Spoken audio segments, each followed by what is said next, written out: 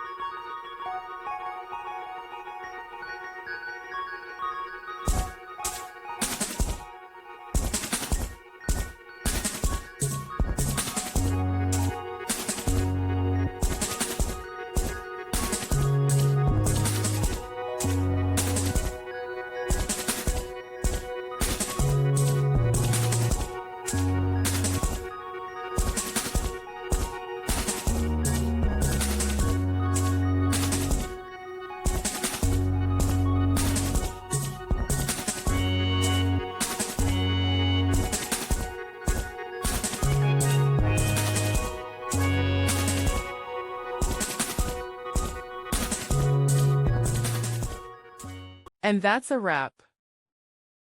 I hope you found the answer you were looking for. If you did, take a second to hit that subscribe button. It really helps out. And let me know in the comments which solution worked best for you. See you next time in the debug zone.